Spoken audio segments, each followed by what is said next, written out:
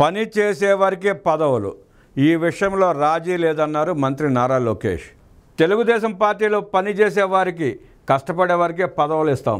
ఈ విషయంలో రాజీ పడే ప్రసక్తి లేదు. కేడర్ను బలోపేతం చేసేందుకు కార్యక్రమాలు రూపొందిస్తున్నాం. గతంలో మాదిరి మరోసారి నష్టపోవడానికి సిద్ధంగా లేం. 4 నెలలకు ఒకసారి యావత్ కేడర్ ప్రజల్లోకి వెళ్లేలా కార్యక్రమాలను రూపొందిస్తున్నామని టీడీపీ జాతీయ ప్రధాన కార్యదర్శి నారా లోకేష్ స్పష్టం చేశారు. నెల్లూరు నగరంలోని అనిల్ గార్డెన్స్ లో సోమవారం జరిగిన ఉత్తమ కార్యకర్తల సమావేశంలో మంత్రి నారా లోకేష్ మాట్లాడుతూ, గతంలో జరిగిన పొరపాట్లు మళ్లీ జరగనియొద్దన్నారు. తప్పులు జరిగితే సరిదిద్దుకుంటాం. చంద్రబాబు కూడా చెబితే వింటారు. 4వసారి సీఎం అయినా వినడానికి సిద్ధంగా ఉన్నారు. కార్యకర్తల అభిష్టం మేరకు ఈ నెలాఖరులోగా మార్కెట్ కమిటీలు, దేవాలయ కమిటీలు పూర్తి చేస్తాం. 1 కోటి మంది సభ్యులు గల అతిపెద్ద కుటుంబం తెలుగుదేశం పార్టీ. సొంత కార్యకర్తలను కారు కింద తొక్కేసిన నేత రాష్ట్రంలో ఉన్నారు. కనీసం ఇంటికి వెళ్లి పరామర్శించడానికి కూడా జగన్ కి మనసు రాలేదు. అదే మన అధినేత చంద్రబాబు కందుకూరు వెళ్ళినప్పుడు తొక్కిసలాట జరిగితే ఇంటింటికి వెళ్లి క్షమాపణలు చెప్పారు. మనకి వాళ్లకు వ్యత్యాసం అదే.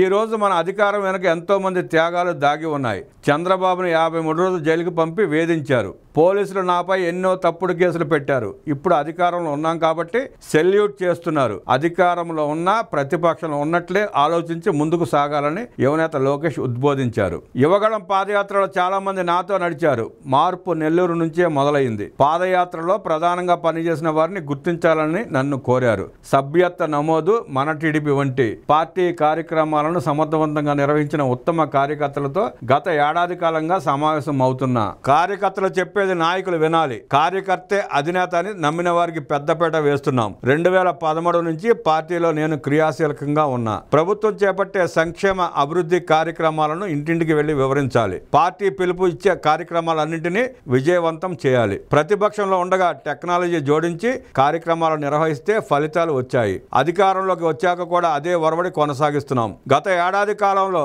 సభ్యత్వ నమోదు తర్వాత సుపరిపాలన తొలి అడుగు కార్యక్రమం మాత్రమే పార్టీ చేపడుతోంది. పార్టీ కార్యకర్తలంతా ఈ కార్యక్రమంలో భాగస్వాములై కూటమి ప్రభుత్వం సాధించిన విజయాలను ప్రజల్లోకి తీసుకెళ్లాలని మంత్రి లోకేష్ పిలుపిచ్చారు. ఆర్థికంగా ఎన్ని ఇబ్బందులున్నా ఇచ్చిన హామీలు నిలబెట్టుకునేందుకు అహర్నిశలు శ్రమిస్తున్నాం. ఒకే ఒక జీవోతో 10,000 కోట్లు తల్లుల ఖాతాలో వేశాం. డబ్బులు ఇవ్వడమే కాదు, తల్లులను గౌరవించాలి. కార్యకర్తలంతా ప్రజలతో మమేకం కావాలి. క్రమశిక్షణ, పట్టుదలతో పార్టీ కార్యక్రమాలను ఇంటింటికి తీసుకెళ్లాలి. కుటుంబం అన్నాక సమస్యలుంటాయి. కలిసి కూర్చుని మాట్లాడుకుని పరిష్కరించుకుందాం. పార్టీలో సంస్కరణల కోసం జగన్తో పోరాడిన దానికంటే 5 రెట్లు ఎక్కువగా పార్టీలో పోరాడతా. సమస్యలుంటే 4 గోడల మధ్య చర్చిద్దాం. నమ్ముకున్న సిద్ధాంతం కోసం పోరాడదాం. చంద్రబాబు నియోజకవర్గాలకు వెళ్ళినప్పుడు కూడా కార్యకర్తలను కలుస్తున్నారు. పార్టీ వ్యవస్థలో మార్పులు తెచ్చాం. నిరంతరం పార్టీ కేడర్ నుంచి ఫీడ్బ్యాక్ తీసుకుంటాం. క్షేత్ర స్థాయిలోకి వెళ్లందే సమస్యలు తెలియవని యువనేత లోకేష్ అన్నారు. సుపరిపాలనలో తొలి అడుగు విజయవంతం చేయాల్సిన బాధ్యత మీపై ఉంది. త్వరలోనే మహిళలకు ఉచిత బస్ సౌకర్యం కల్పిస్తాం. ఈ ఏడాదిలోనే నిరుద్యోగ భృతి కూడా ఇస్తాం. మెగా డిఎస్సిలో 16,347 టీచర్ పోస్టులు భర్తీ చేస్తున్నాం. మిగిలిన ప్రభుత్వ ఉద్యోగాలు కూడా పద్ధతి ప్రకారం భర్తీ చేస్తాం. 5 ఏళ్లలో రాని కంపెనీలు గత 12 నెలల్లో రాష్ట్రానికి వచ్చాయి. ఎప్పుడూ లేని విధంగా సంక్షేమం, అభివృద్ధి చేస్తున్నాం. మంత్రివర్గంలో 17 మంది కొత్త వాళ్ళు ఉన్నారు. అయినా మంత్రులందరం తరచూ కూర్చుని క్షేత్రస్థాయి సమస్యలు తెలుసుకుంటున్నామని మంత్రి లోకేష్ చెప్పారు. ఈ సమావేశంలో మంత్రులు పొంగూరు నారాయణ, ఎన్ఎండి ఫరూక్, ఎంపీ వేమిరెడ్డి ప్రభాకర్ రెడ్డి, జిల్లా టీడీపీ అధ్యక్షుడు అబ్దుల్ అజీజ్, ఎమ్మెల్సీలు భూమిరెడ్డి రాంగోపాల్ రెడ్డి, బేద రవిచందర్ తదితరులు పాల్గొన్నారు. మాస్టారు మీరు సూపర్ అంటూ ఉపాధ్యాయుడికి మంత్రి లోకేష్ అభినందనలు తెలిపారు. విద్యార్థులు పాఠశాలకు సక్రమంగా రాకపోవడానికి కారణం సరైన మార్గం లేకపోవడమేనని గుర్తించిన ఓ ఉపాధ్యాయుడు ఆ సమస్యను తన సొంత ఖర్చుతో పరిష్కరించడంపై మంత్రి నారా లోకేష్ హర్షం వ్యక్తం చేశారు. పిల్లలకు విద్యాబుద్ధులు నేర్పే మార్గదర్శి, పిల్లల బడికి వెళ్లేందుకు మార్గం చూపించారంటూ ప్రశంసించారు. సూపర్ సార్ మీరు. కాకినాడ జిల్లా గొల్లప్రోలు శివారు సూరంపేట ప్రాథమిక పాఠశాలకు వెళ్లేందుకు దారి లేకపోవడంతో తన సొంత నిధులతో కాలిబాట వంతెన ఏర్పాటు చేయించిన టీచర్ అనిశెట్టి సీతారామరాజుకి అభినందనలు అని మంత్రి లోకేష్ పోస్ట్ చేశారు.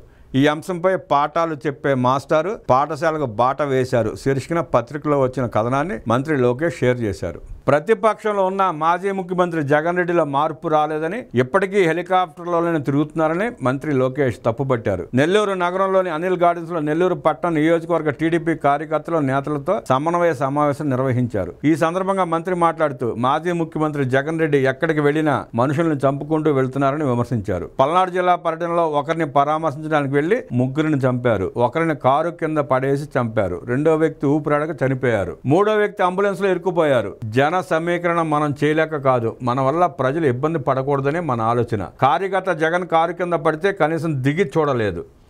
కార్యకర్తను రోడ్డును పక్కన పడేసి వెళ్ళిపోయారు. దిగి చూసి ఆసుపత్రికి పంపించి ఉంటే బతికేవాడు. ఆ తర్వాత పరామర్శ పేరుతో బాధిత కుటుంబాన్ని జగన్ వద్దకు పిలిపించుకున్నాడు. కనీసం వారిని కూర్చోపెట్టలేదు. గ్లాస్ మంచినీరు అయినా ఇచ్చారో లేదో నిలబెట్టి భుజాలు తట్టి వెళ్ళిపోయాడు. వైసీపీ తీరును ప్రజల్లోకి తీసుకెళ్లాలి. బ్లేడ్ బ్యాచ్ను, గంజాయి బ్యాచ్ను ప్రోత్సహిస్తున్నారు. జగన్ తండ్రి హయాంలోనే 164 మంది టీడీపీ కార్యకర్తలను చంపారు. అప్పుడే భయపడలేదు. మీ రప్పకు భయపడతామా? ప్రతిపక్షంలో ఉండగా చంద్రబాబు బయటికి రాకుండా ఇంటి గేటుకు తాళ్లు కట్టిన సంగతి మర్చిపోయి ఇప్పుడు వైసీపీ నేతలు మాట్లాడుతున్నారు. ప్రజాస్వామ్యంలో ఎవరికైనా ప్రజల్లో తిరిగే హక్కు ఉంటుంది. అయితే ఆ పేరుతో మనుషులను చంపుతున్నారు. నిబంధనలు పాటించమంటే ఎదురుదాడి చేస్తున్నారు. చిన్న సందులో వెళ్తా మరో ముగ్గురిని చంపుతా అంటున్నారు. ప్రతిపక్షంలో ఉన్న జగన్ రెడ్డిలో మార్పు రాలేదని మంత్రి లోకేష్ మండిపడ్డారు. తెలుగుదేశం పార్టీ గుండె చప్పుడు కార్యకర్త, కష్టకాలంలో పార్టీకి అండగా నిలబడ్డారు. అంజిరెడ్డి తాత, మంజులారెడ్డి, తోట చంద్రయ్య, చెన్నుపాటి గాంధీలే నాకు స్ఫూర్తి. కార్యకర్తల పోరాటాన్ని విస్మరించకూడదు. నన్ను అనేక విధాలుగా అవమానించారు. 164 సీట్లతో రికార్డు బ్రేక్ చేశాం. దేశ చరిత్రలో లేని విధంగా 94% సీట్లు కూటమి కైవసం చేసుకుంది. ఇందుకు కారణం కార్యకర్తలే. నియోజకవర్గ పర్యటనలో ముందుగా కార్యకర్తలను కలిసిన తర్వాతే అభివృద్ధి, సంక్షేమ కార్యక్రమాలు చేపడుతున్నాం. కార్యకర్తల సమస్యలు తెలుసుకునేందుకే సమావేశాలు ఏర్పాటు చేస్తున్నాం. ఏదైనా నిర్ణయంలో ఇబ్బందులు ఉంటే వెనక్కి తీసుకువెళ్లేందుకు సిద్ధంగా ఉన్నాం. అధికారంలో ఉన్న ప్రతిపక్షంలో ఉన్నట్లే వ్యవహరించాలి. నేడు పోలీసులు మనకు సెల్యూట్ చేస్తున్నారు. ఇదే పోలీసులు మనం ప్రతిపక్షంలో ఉండగా ఇబ్బందులకు గురి చేశారని మంత్రి లోకేష్ గుర్తు చేశారు. రొట్టెల పండుగ కోసం కూటమి ప్రభుత్వం 10 కోట్లు ఖర్చు పెట్టిందని మంత్రి నారా లోకేష్ పేర్కొన్నారు. మత సామరస్యానికి ప్రతీకైన నెల్లూరు నగరంలోని బారా షహీద్ దర్గా రొట్టెల పండుగలో మంత్రి నారా లోకేష్ పాల్గొన్నారు. ముందుగా దర్గా ప్రాంగణానికి చేరుకున్న మంత్రి లోకేష్కు కూటమి ప్రజాప్రతినిధులు ఘనస్వాగతం పలికారు. అనంతరం బారా షహీద్ దర్గాను మంత్రి లోకేష్ సందర్శించారు. ముస్లిం మత పెద్దలు నారా లోకేష్కు గలీఫ్ను అలంకరించారు.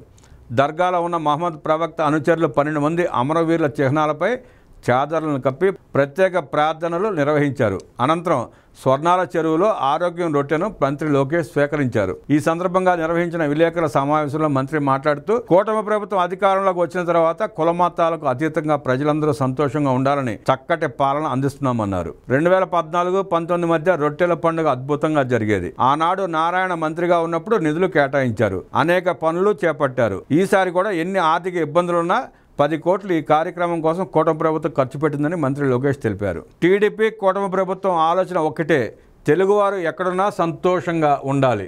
ఈరోజు రొట్టెల పండుగలో ఏ రొట్టె తీసుకోవాలనేది బాగా చర్చించాం. చంద్రబాబు ఆరోగ్యంగా ఉంటే రాష్ట్రం సుభిక్షంగా ఉంటుందని నేను బలంగా నమ్ముతాను. దేవుడు ఆరోగ్యంగా చూసుకోవాలనే లక్ష్యంతో మేమంతా ప్రార్థిస్తూ ఉంటాం. అందుకే ఆరోగ్యం రొట్టెను తీసుకున్నాను. ప్రజల ఆశీస్సులు ఎప్పుడూ కూటమి ప్రభుత్వానికి ఉండాలి. ఏ బాధ్యతతో అయితే ప్రజలు గెలిపించారో దానిని నెరవేరుస్తాం. అహర్నిశలు ప్రజల కోసం పని చేస్తాం. ఎక్కువ మంది మొదటిసారి గెలిచిన ఎమ్మెల్యేలు ఉన్నారు. మంత్రివర్గంలో 17 మంది కొత్తవారు ఉన్నారు. కసితో పని చేయాలనే లక్ష్యంతో ఉన్నాం. సుపరిపాలనలో తొలిగడుగు వేశాం. 4 ఏళ్లలో అనేక అభివృద్ధి, సంక్షేమ కార్యక్రమాలను కూటమి ప్రభుత్వం చేపడుతుందని మంత్రి లోకేష్ తెలిపారు.